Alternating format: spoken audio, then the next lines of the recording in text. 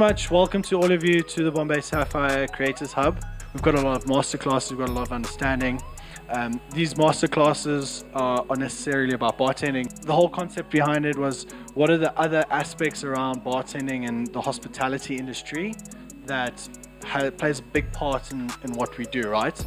Lenzo and myself that will be chatting to you about social media. I'm Lenzo Mangonyani from Johannesburg, lead strategist at Until. To get into what we're going to speak about today, which is social media, so I just want to know, what are your definitions of social media?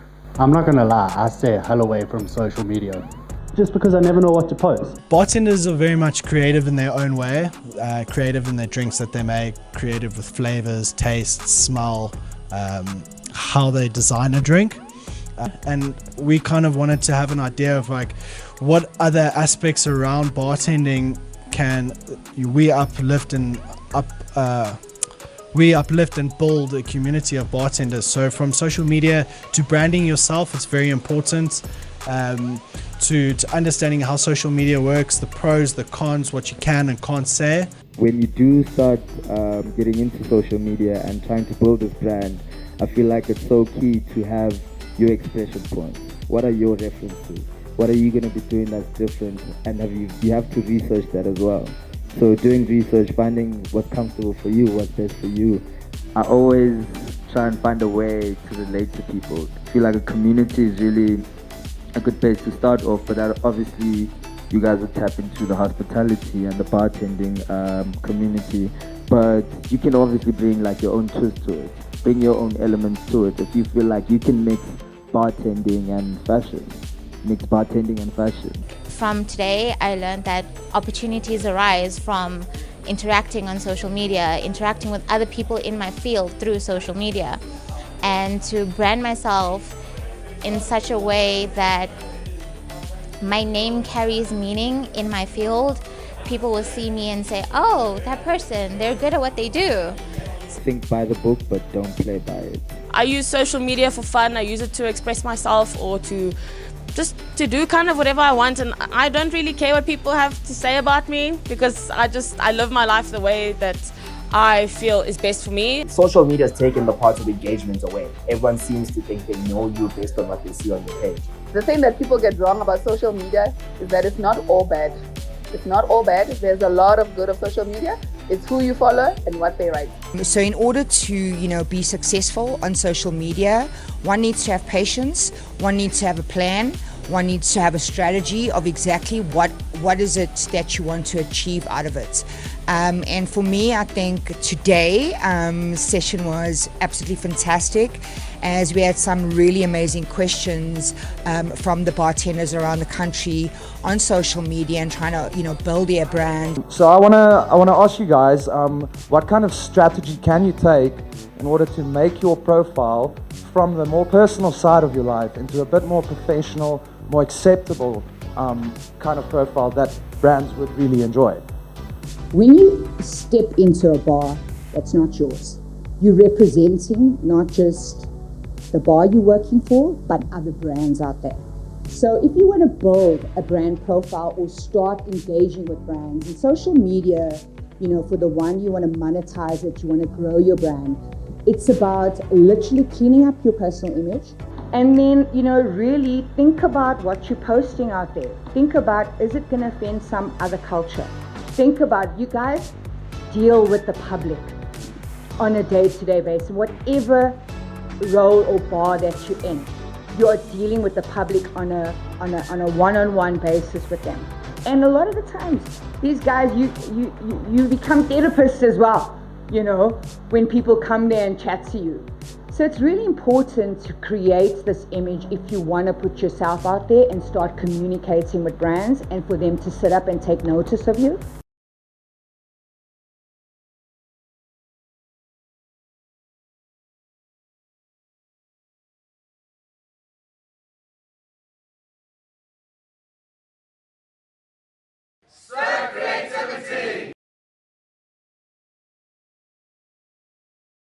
So we're going to do a fruit cheesecake, but then the star, between the gin will be the berry coulis that I'm going to make here.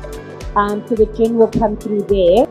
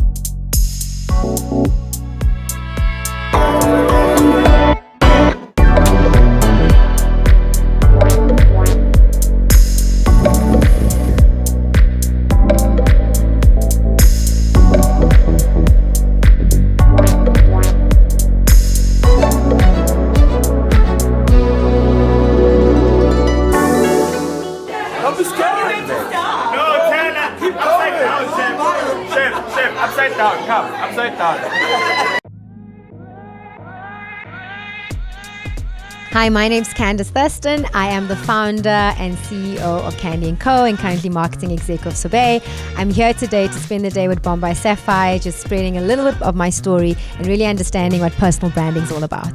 So when we speak about brand, this is the simplest way for me when you marry corporate to who you are as an individual, is always think about your 5 senses. And that is really sight, sound, touch, smell, and taste. And you might think, as a human body, how do you even touch this, or how do you even explain this?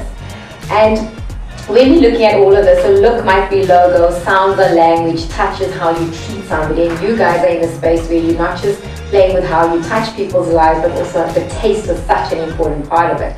But I know when I go to events and there's these bartenders and mixologists that have a vibe that I greet you, that's all part of what the brand's all about. Then actually going into someone and someone's just like, what do you want? How do you want it? It impacts what the brand's all about, right? I loved engaging with the team that we had. I've never actually presented to individuals like them. So I really loved seeing that in any industry, people are actually going through the same struggles, whether it be service, whether it be personal branding, whether it be personal kind of visions and vision boards. So it was really nice speaking to a group of people that was so engaging and that I could actually spread some sort of advice and mentorship to them in what their future careers will look like. People, they try and copy and paste, and that's what makes them obsolete. You know, you need to find out what yeah, you need to find out like who you are. And like I said earlier, like once you figure that out, greatness will come your way. I'm a nano influencer, and I can say that I understand that the bigger influencers do this 25,000 rand bill, but also at the same time, nano influencers get ripped off. Yeah. You go to a muffin company and they're like, yeah, come have a muffin and then please give us 10 posts. And you're like, for a muffin? You know, like, come, let's work together. And I mean, I also write for the Sunday Times and the Citizen and the City Press. You'd have a whole 2-page article that's worth 100K and I ate a muffin. If I hear influencers, I'm actually like, you know what, leave it. I don't want to do it. Just pass Or it. like an influencer But they are event. so influential and beneficial because that's what they do. That's exactly what they build their whole lives around. I think a great influencer understands who they are and what their journey is. They understand what their positioning is within the market. Secondly, I think a great influencer is someone that's very professional and respectful to their brand. And third, I think a great influencer is somebody that actually keeps to their word and what the agreement for different brands are going to be about. So really my vision is be clear and simple, be specific on what you want to be purpose driven, keep it tidy, your social media, invest in yourself and people, whether it's training, whether it's attending sessions like today, have a plan and understand your growth, money. I mean, I'm not going to have a financial discussion with you guys, but save your money, don't waste it on stuff that is not going to build your future. Happiness is yin and yang. You're going to go through good and bad times, but you're going to fight for happiness.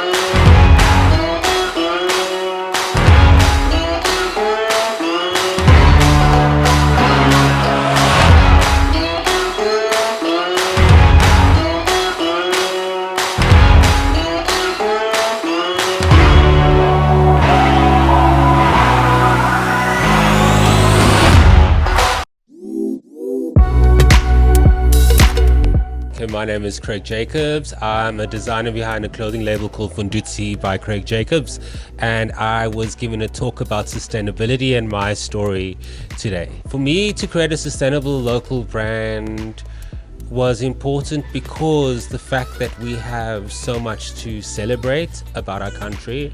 We're the 5th most biodiverse country on the planet. So unless we do something where we're more conscious about clothing, then we're gonna lose our treasures for future generations.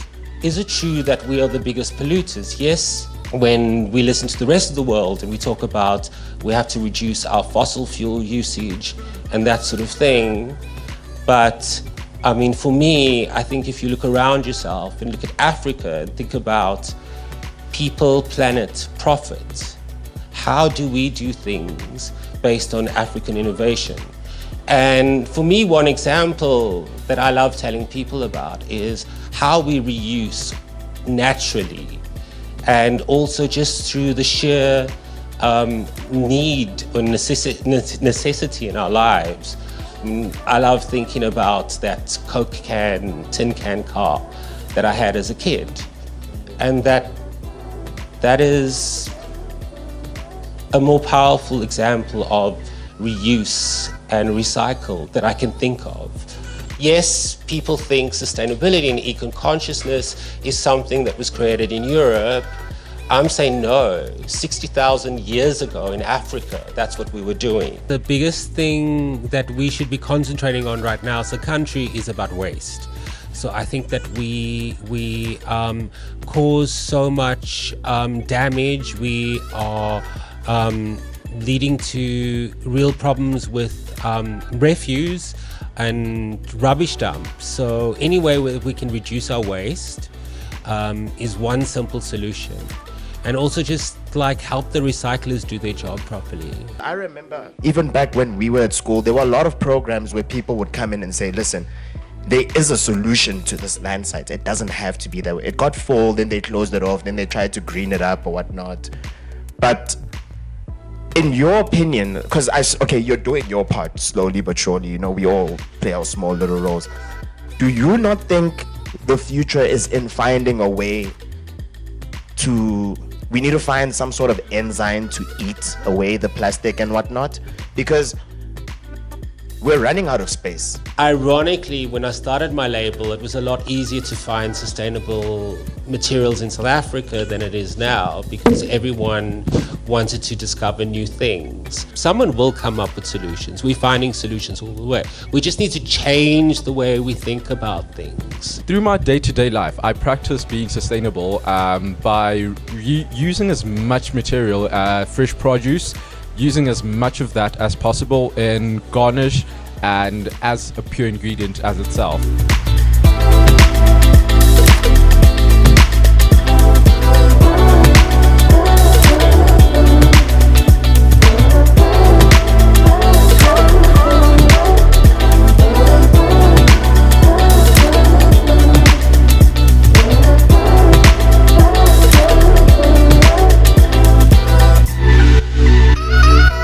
My name's Russell Abrams. I'm an illustrator and graphic designer living and working in Cape Town.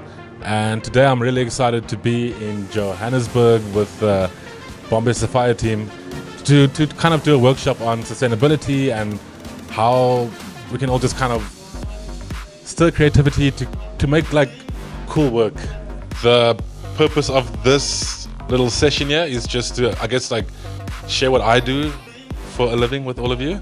And I guess you guys share with me what you guys do, and then yeah, just create something cool, and hopefully your aprons, we can like beautify them, and at some point, if you like what you're doing, you can also take whatever you learned today and like apply it at home to like anything, your sneakers or your clothing or whatever.